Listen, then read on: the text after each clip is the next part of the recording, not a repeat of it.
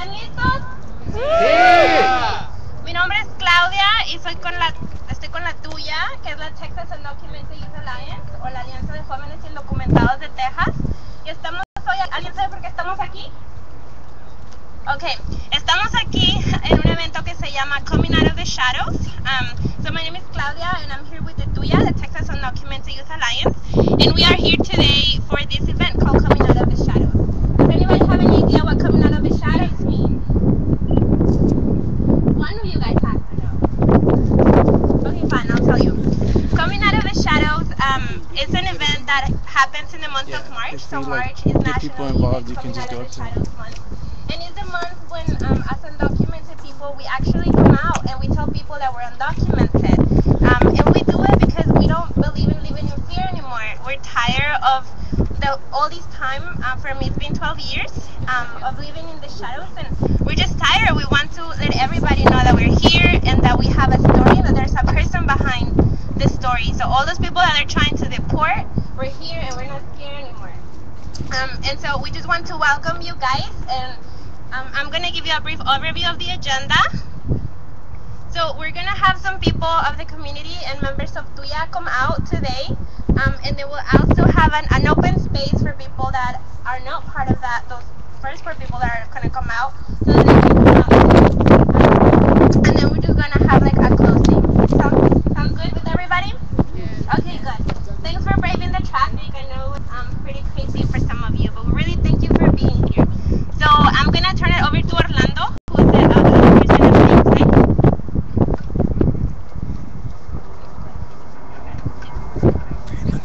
the person of the inside. Hello everyone, how are you guys doing?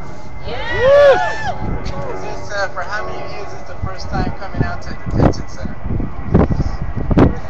First time? How do you feel being out here? Are you scared? No?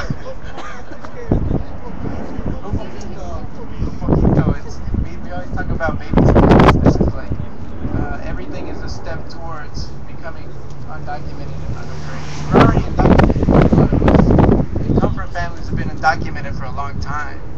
And so like it's just been like 2 or 3 years that people finally started to come out with their stories. Before that, I mean, what do people say about it? Did any of you ever feel like coming out before people were coming out? No? We did, but the fear kept us. You did, but the fear kept you from coming out. Right. And so, I mean, now we finally have the opportunity to do it. And so we just want to step it up and do it in front of the detention center where supposedly they can come get us, right? But they're not going to do that because they know if they do, this is going to create more problems for them, right? So, this is something that we're starting to do in Texas. It's been coming out. It's been something that people have been doing since 2009.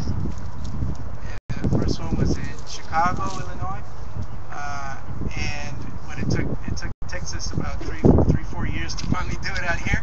But we're gonna do it now today. So with that, we just want to go ahead and start, right? All right. So the first person that we'll have coming out today is Claudia, who's been working very hard with me and Alicia to actually help stop deportations here in Houston, Texas.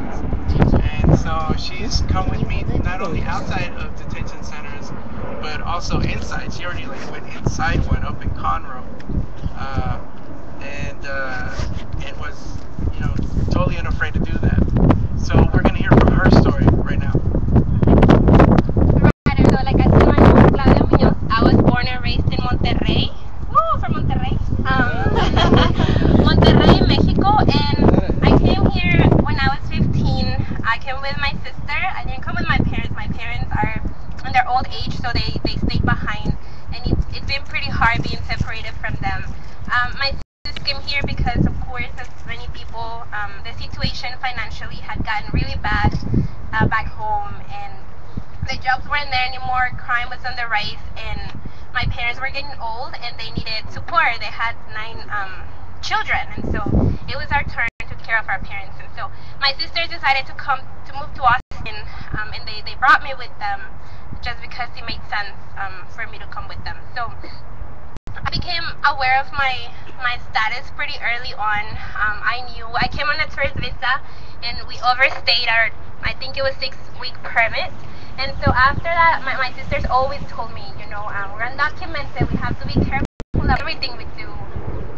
I didn't know how to drive at the time, but once that we were able to get a driver's license that are now expired thanks to our privilege of coming with a tourist visa.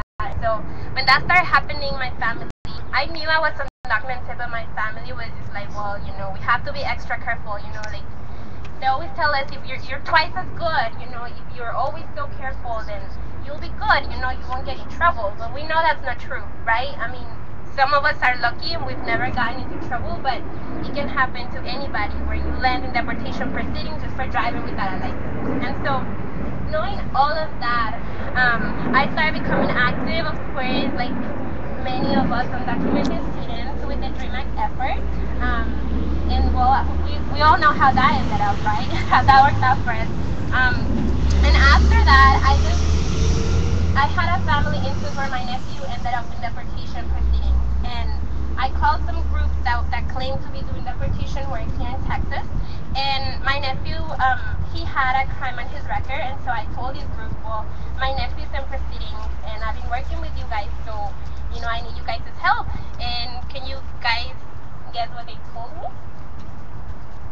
No? Nope. They said, we don't really advocate for criminals. I'm sorry, we can't help you. At that point, I became really angry and upset that I had been turned down by the very groups that I have been working with.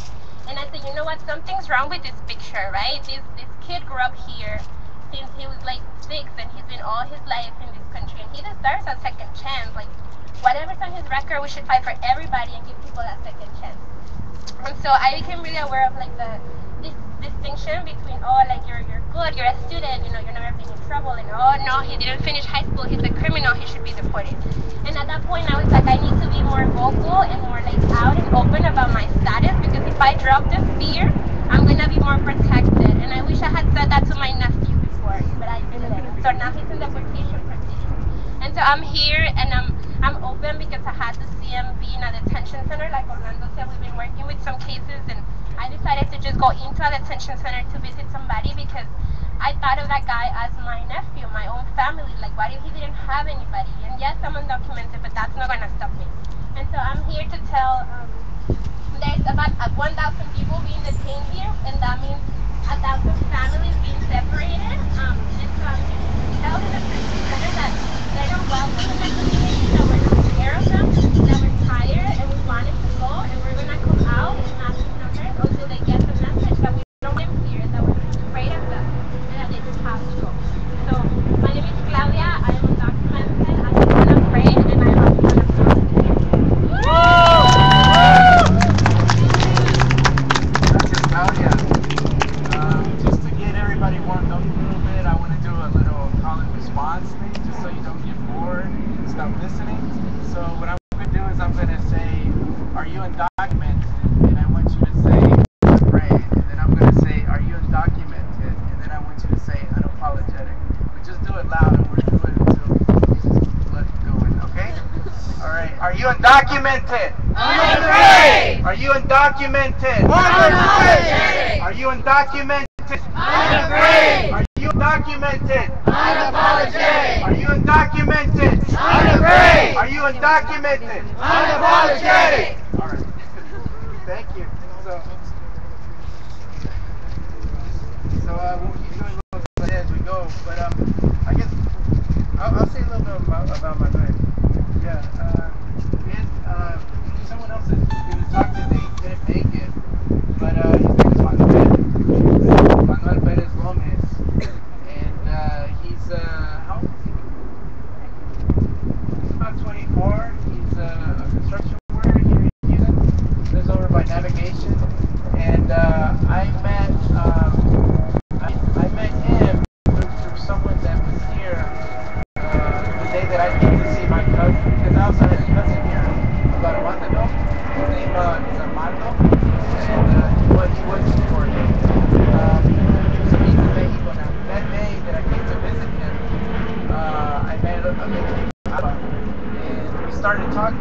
and she told me, and I told her I'm with a group called TUYA, and we wanted to helping people fight deportation.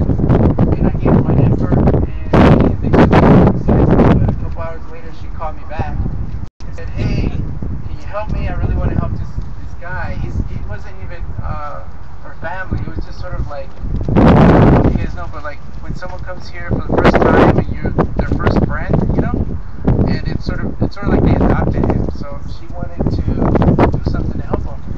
So I went to go meet him here in HPC and talked to him and told him what we could do, that we wanted to do a public campaign, and it was crazy.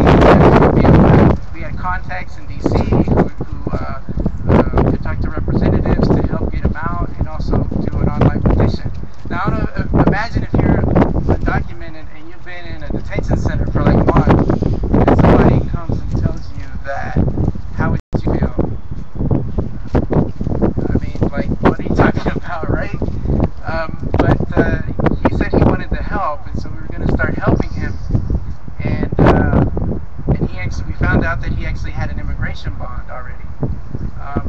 And so we were trying to scramble around, trying to figure out how can we help get money for this guy that just needs to pay $5,000 to get out. And doesn't have money, and all he had was like a Toyota that he was saying we could sell so that we could pay for his bond.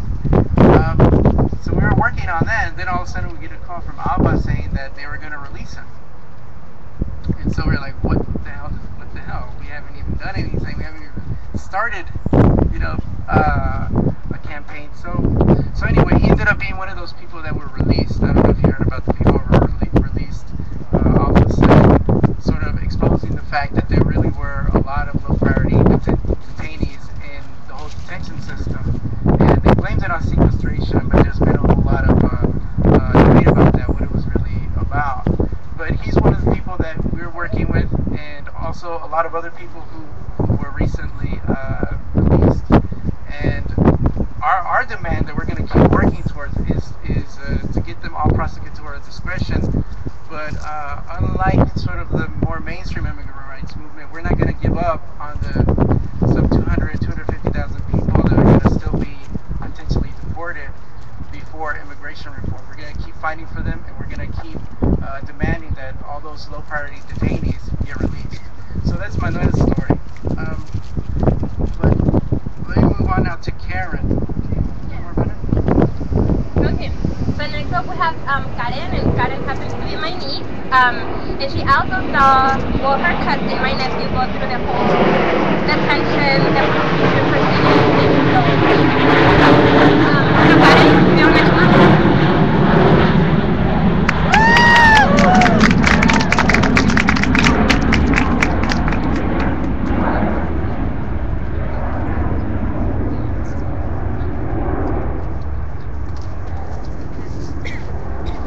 Hi, my name's Karen Atilano, and I'm gonna read what I wrote. It says, "My name is Karen Atilano, and I no longer want to live in the shadows or fear because of my identity. Yeah.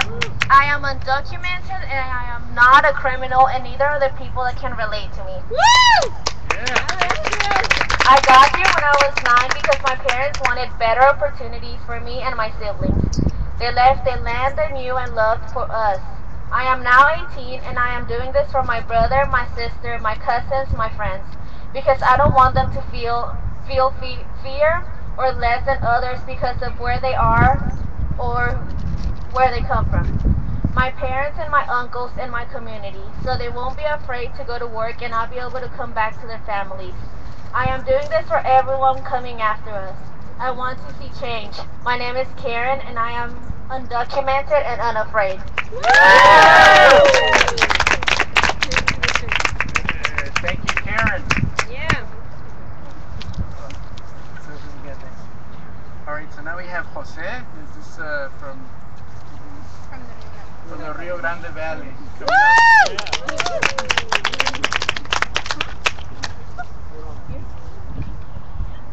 Yeah, you just press that. Okay, my name is Jose Umansor. I was brought over here along with my brother when I was about 2 years old, 1-year-old, from the country of Honduras. When we got over here to the States, you know, just like any other kid in high school or in elementary went through the school system.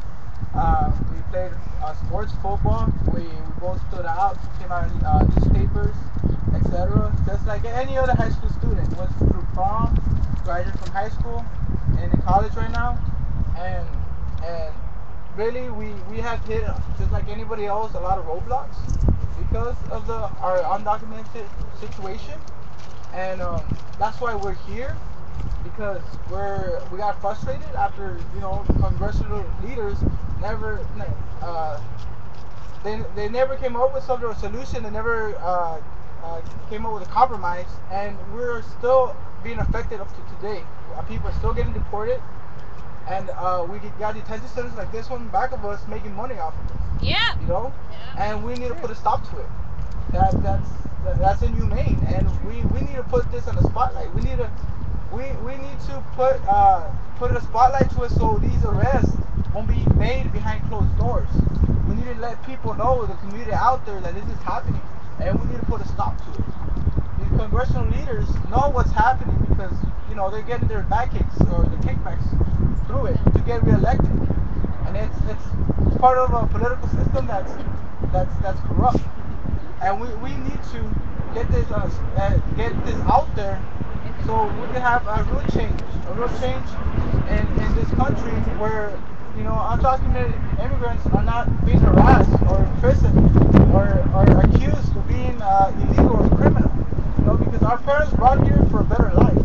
They brought us here because they wouldn't settle for less, and because we didn't want to settle for less, we shouldn't be criminalized or get arrested. So that's why I'm here today. My name is Jose Mansor. I'm unafraid, and I'm undocumented.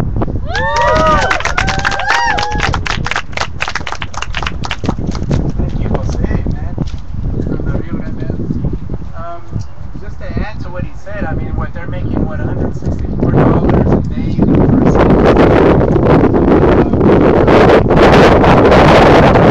all over the country for no good reason other than we think to make more money out of them. So these are all private corporations, and so one of the reasons we're not satisfied with just going to see our congressperson is because we know that there's a lot of problems out here, and there's a lot of decisions that get made here every single day that put people in danger and that send people away from their families. And we know that there's a lot of shady stuff that goes on here, so we're not satisfied with just going to our congressperson.